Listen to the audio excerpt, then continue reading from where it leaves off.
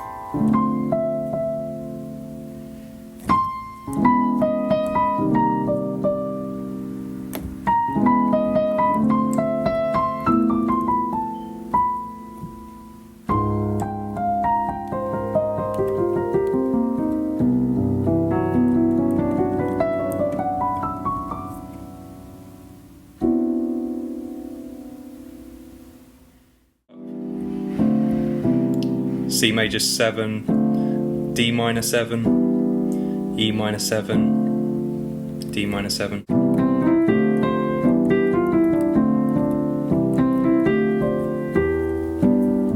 Another thing you can do is play the melody in fourths. So the melody, you just go down a perfect fourth and double it.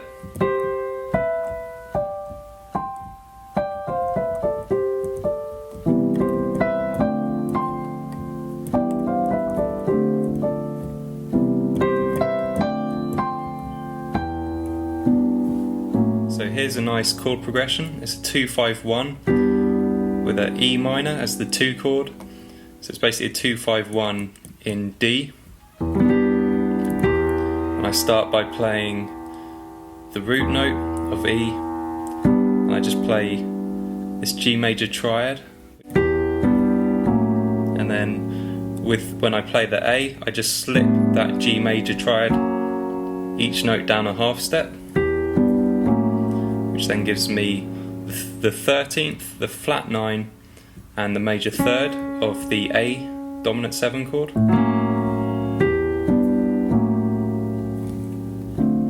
That resolves to D minor. This is a G dominant 7 voicing. So rootless voicing, you don't always have to play the root. Nice simple voicing for E dominant 7. which wants to resolve down a fifth, to A, which it does, A minor,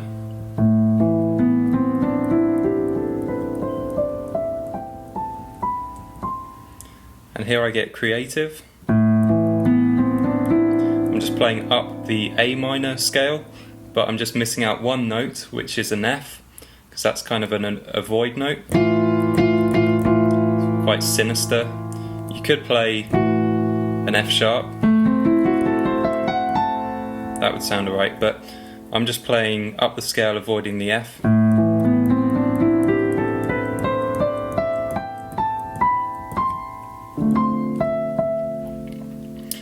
Now we have a 2-5-1 to end the A section. So 2-5-1 in C major, which the piece is in. The ear is expecting a 2-5-1 to resolve to C major, but that would be too obvious. So what I like to do is resolve almost to C major, but we're just one note off. So this is basically D flat major 7 chord, which is just a half step up from C major. It's basically just a half step wrong. And it's almost like the ear is straining. It's trying to hear it as a C major. It wants to be a C major, and it almost is, but it's not.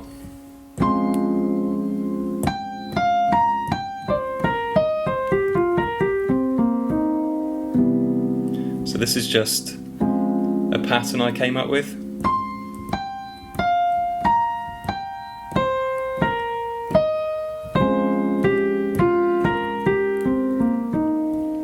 It's just an 8-note pattern, which conveniently ends on the note that it begins with, so I can then repeat the pattern down another octave.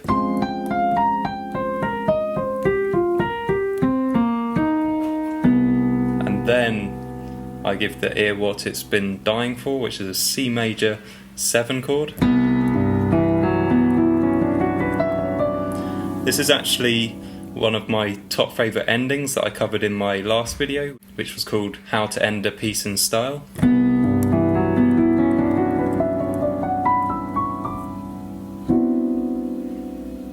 So if you want to know the details of how that ending works, check out my other video, How to End Any Piece in Style. I'll link to it in the description box below this video. But for now, let's move on straight to the B section, which is a cycle of fifths starting on D minor.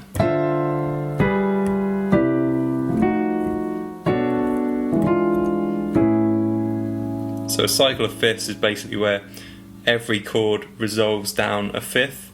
So it's down a fifth, down a fifth, down a fifth. Not necessarily a perfect fifth every time, but either a perfect fifth or a diminished fifth usually. D minor. And here you can just use that pattern I showed you earlier. Play an F major triad for the D minor. And just move each note down a half step for the G.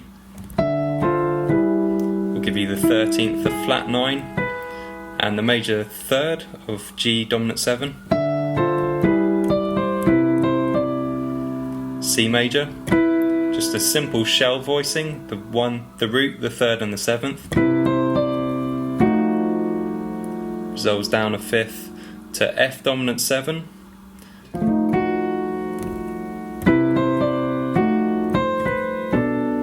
Another shell voicing for B minor 9. E dominant 7 with a flat 9. Resolving down a fifth to A major 7th.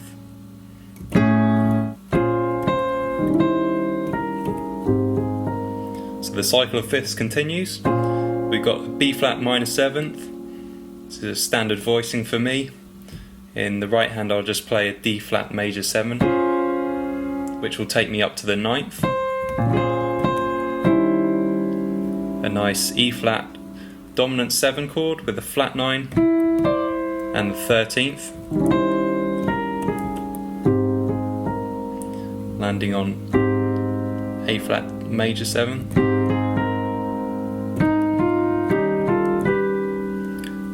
Now that's an interesting sound, isn't it? That's whole tone harmony. So I've gone to an E flat dominant 7. I've just played in thirds going up. Now this is something you can always do for your dominant 7 chords, is just tweak the 5th to make it a sharp 5 and play the whole tone scale.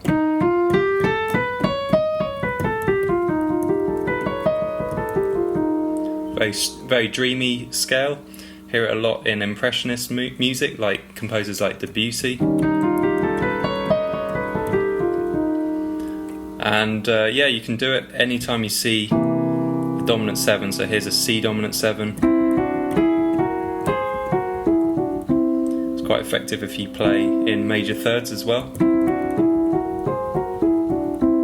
So anyway, that's what I've done here.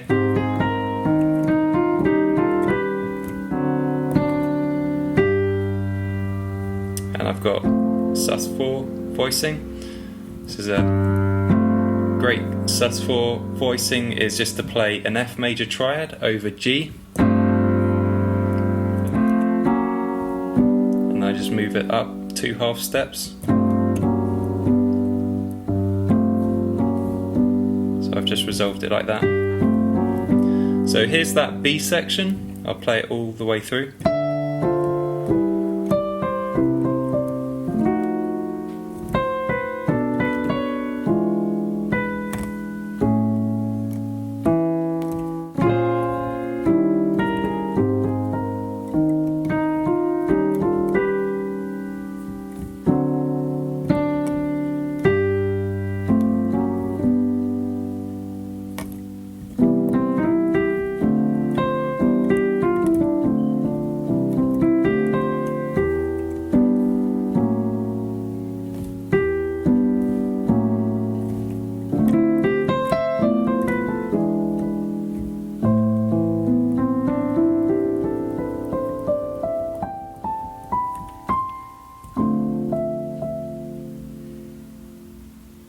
I could augment this section a bit.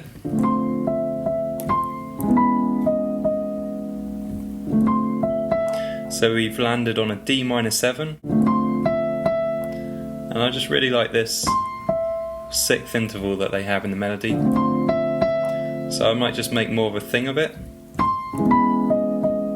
Just transpose everything, left hand and right hand, down a half step. Come back up.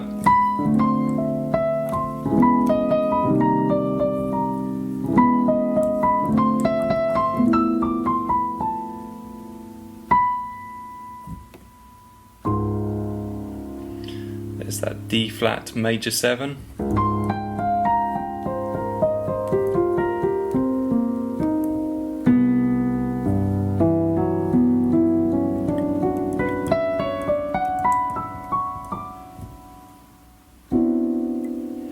Ending on this crunch voicing. Crunch voicing is a term used to describe chords like this, that are just stacks of seconds.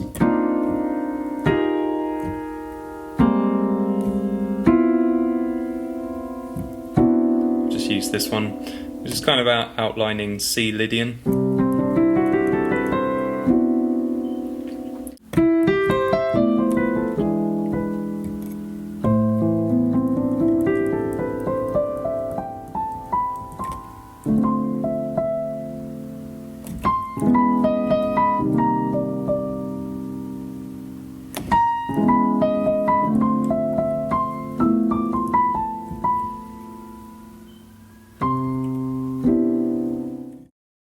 Julian Bradley here with an important announcement. Are you tired of playing overly simplified jazz piano arrangements like this one?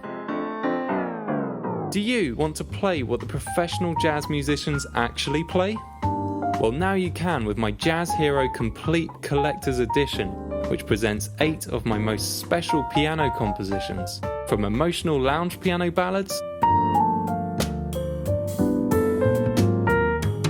to upbeat Latin pieces from Brazil and Cuba. The Complete Collector's Edition contains over 30 pages of detailed manuscript listing everything I play when I perform live,